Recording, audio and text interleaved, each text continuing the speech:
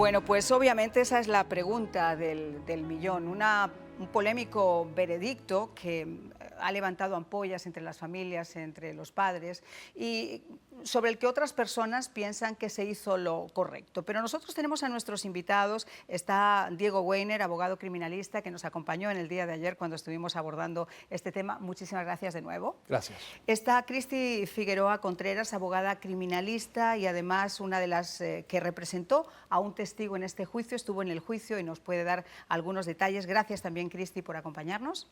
Muchas gracias, buenas tardes. Y para entender un poco todo esto y esa pregunta con la que finalizamos está el doctor Rote, que es certificado en psiquiatría forense. Muchísimas gracias también, doctor, por acompañarnos. Muchas gracias por la invitación.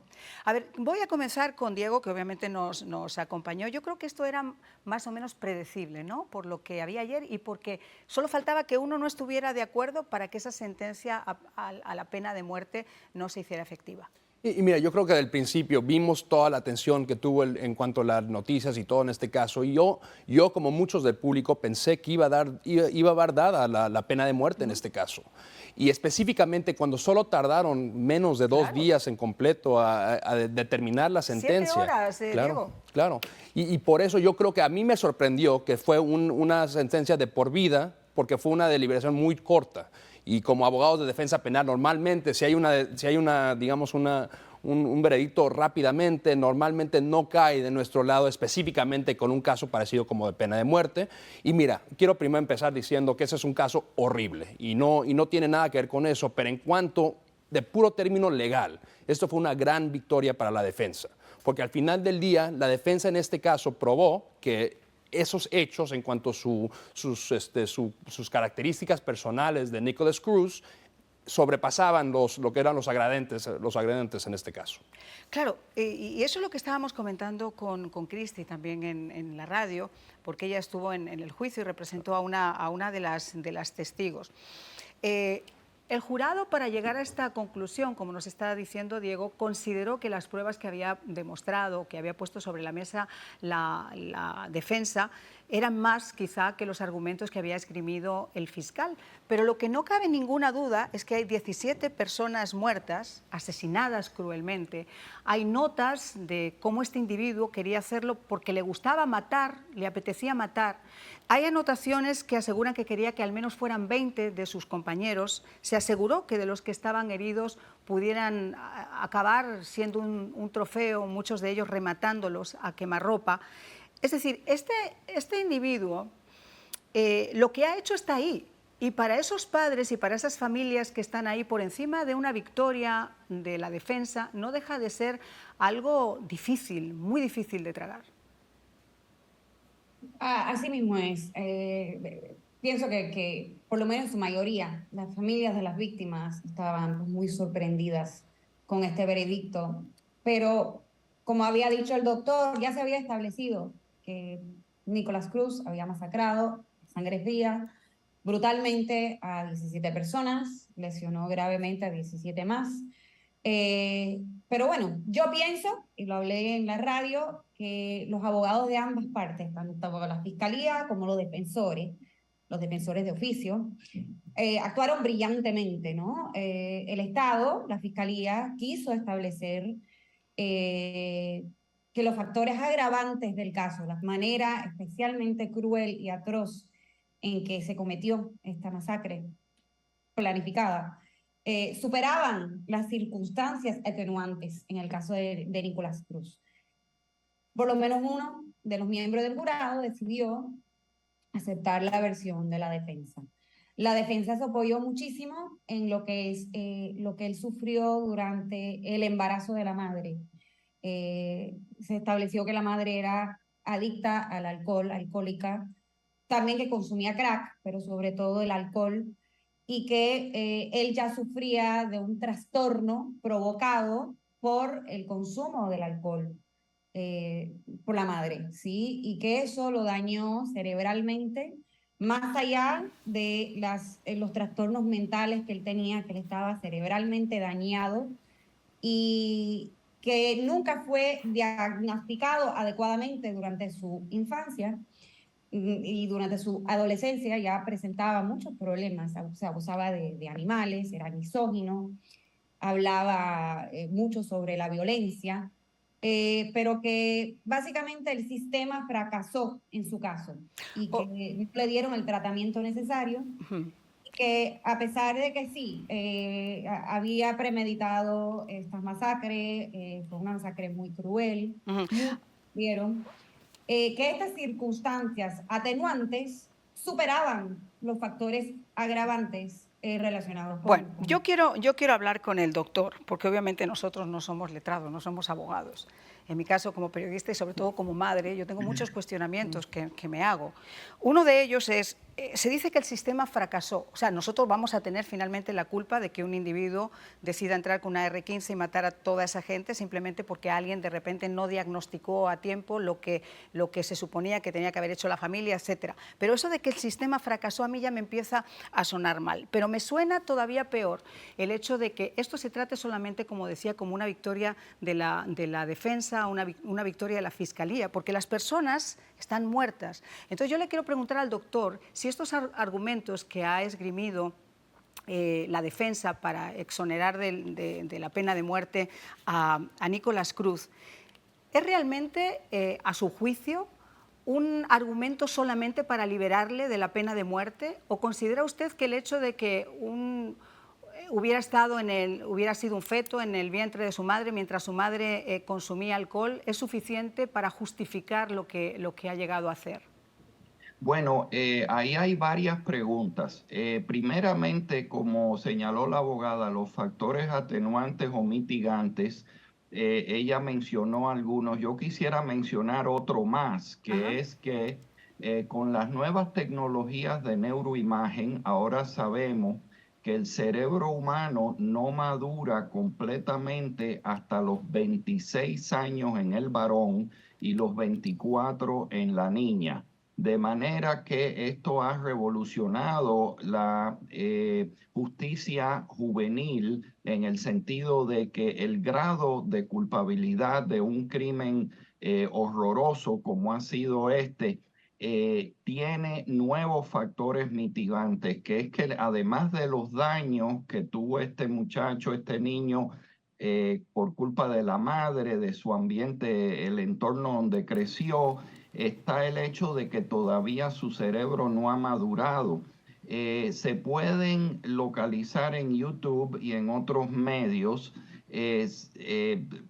documentales donde entrevistan a las mujeres que participaron en las masacres de Charles Manson, que fue también otro crimen horripilante. Esas mujeres han pasado la vida entera presas sin posibilidad de salir libre. Tienen cadena perpetua y a los 50 años uno oye hablar a estas mujeres y parecen personas muy sensatas con un tremendo sentido de culpa.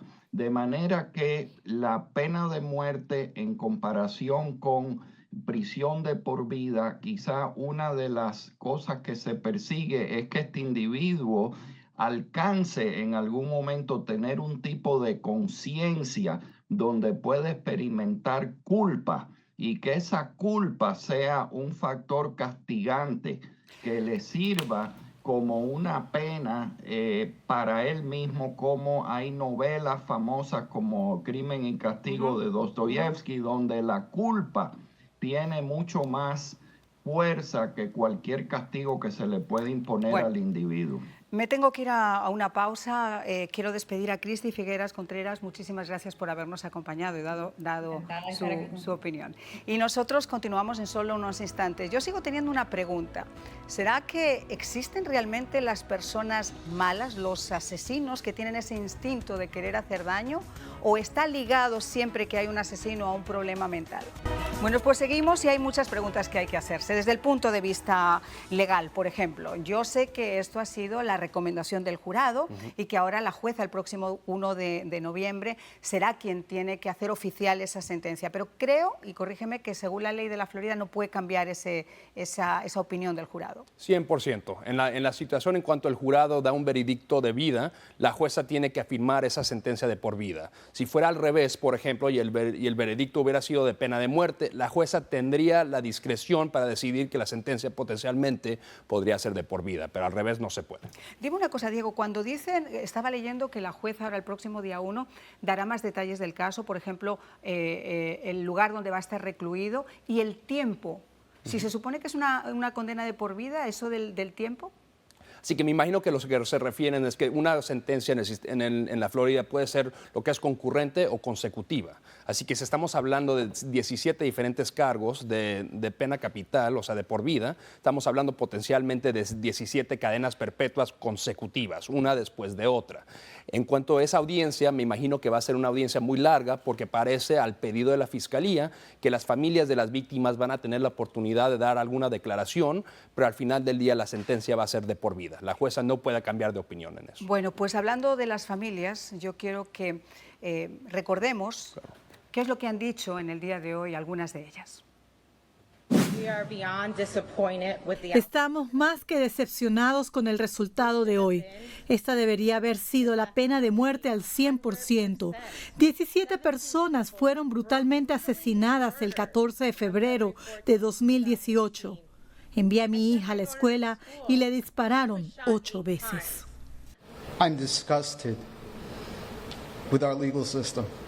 Estoy disgustado con el sistema legal. Estoy disgustado con los jurados. Que permitan que 17 mueran y otros resulten heridos y no obtener la pena de muerte. Entonces, ¿para qué tenemos la pena de muerte? ¿Cuál es el propósito de esto? Sientan un precedente hoy. Sientan un precedente para el próximo asesinato en masa y que no te pase nada. Recibirás cadena perpetua en la cárcel. Lo siento. Eso no está bien. Como país, tenemos que ponernos de pie y decir que eso no está bien. Doctor, y es que en este caso, y como le digo siendo muy sincero, Nicolás Cruz va a estar en la cárcel, pero va a disfrutar de la vida que ha arrancado a 17 personas físicamente, pero mentalmente también a sus familias, a sus padres. ¿Se puede llegar a sanar esa herida? Sanar la herida para los familiares con o esta para el criminal. Con esta sentencia, porque hay muchos padres que consideran que el hecho de que él esté vivo es mantener esa herida abierta. Bueno, eso es un tema filosófico, porque eso pone la pena de muerte en contra de una prisión de por vida. Como mencioné anteriormente, la idea es de que la persona desarrolle conciencia, empatía, compasión y sentido de culpa, o también la pena de muerte resuelve dos cosas, porque elimina al individuo de la sociedad y le sale mucho más barato a la sociedad, porque no hay que mantener una persona por el resto de su vida que va a ser económicamente dependiente del Estado. Entonces eso depende mucho, es un tema filosófico. La mayoría de los países desarrollados han eliminado la pena de muerte porque consideran que es un castigo más cruel mantener un individuo entre cuatro paredes el resto de su vida, recordándose de la fechoría de la cual fue responsable. Pero filosóficamente hay otras personas que prefieren la filosofía de muerto el perro, se acabó la rabia. O sea, es un tema filosófico. Bueno, yo por encima de la filosofía, que sí estoy de acuerdo con usted, que lo será, yo me imagino que esas personas en carne propia están sufriendo algo más que pensar en la filosofía, están pensando en su dolor, en su inmenso dolor de tener un lugar vacío en sus hogares, en sus casas. Ahora, la pregunta que se hacía ese padre, Diego, que decía, ha fallado el sistema de justicia. Yo sé que por los argumentos y lo que nos has explicado tienes toda la razón. Ha funcionado. Pero para esos padres, la pregunta que se hace ese señor, ¿para qué sirve la pena de muerte si tienes a un asesino confeso de 17 seres humanos, de 17 personas, con la crueldad y atrocidad que cometió ese crimen, ¿qué se le puede responder desde tu punto de vista, que además tú representas a la ley de alguna manera a este padre? Y mira, yo creo que al principio es imposible entender el dolor que tiene ese padre o las familias de las víctimas. Es un crimen horrible, horrible, horrible. Pero cuando escucho declaraciones así, que el sistema falló, yo me imagino, yo estoy muy orgulloso de nuestro sistema, porque en la mayoría parte de países, en otros lugares en el mundo, si alguien es declarado culpable desde el principio y hay las noticias, etcétera, casi se acabó. No va a haber juicio, la persona es culpable y ahí se acaba el tema. En este sistema hay ciertas cosas que hay en el sistema para que no pase eso, para que hayan cheques, para que la jueza no pueda determinar independientemente de que una persona merece la pena de muerte. Así que yo creo que en este caso, aunque le duele mucho a mucha gente en este estado, hasta el gobernador DeSantis salió y dijo eso, pero yo creo que en eso el sistema funcionó porque hubo ese cheque. Ya, pero la pregunta es, ¿a quién se tiene entonces que aplicar la pena de muerte si tienes 17 muertos de la forma horrible que han sido asesinados y tienes a un asesino confeso? Claro. Y mira, yo creo que no funciona el sistema de la pena de muerte. Es carísimo para los estados que tienen, los 27 estados que tienen la pena de muerte, porque obviamente, aunque hubiera encontrado que la pena de muerte es correcta en este caso, hay apelaciones, no llega la sentencia hasta 10, 15 años. Así que al final del día el sistema es más caro por la pena de muerte y en cuanto a si es justicia o venganza, yo creo que ese es realmente el tema. Bueno, este es un tema que obviamente da para hablar muchísimo más, pero nuestras reflexiones finales, doctor Rote, ¿nos puede dar usted su reflexión? Resulta que estas personas que han tenido una herida enorme por haber perdido hijos, hijas, tienen una segunda herida, que es que se le ha cambiado su visión del mundo. Todos tenemos una visión del mundo. La visión del mundo casi siempre es que hay justicia, que el mundo es un lugar justo. Además de la pérdida de un hijo, se les ha virado al revés su visión del mundo y eso es un segundo trauma. Diego. Y mis pensamientos están con las familias, es algo que no me puedo imaginar de mi punto de vista, pero en cuanto a lo que hizo la defensa en este caso, basado en este caso increíblemente duro, que pudo salvar la vida a este señor, aunque sea el peor de nuestra gente en este estado, mi orgullo a la defensa, que hizo su trabajo, aunque fue tan difícil. Ahora entonces el próximo día 1 solo tenemos que esperar a que se ratifique oficialmente, pero eso está.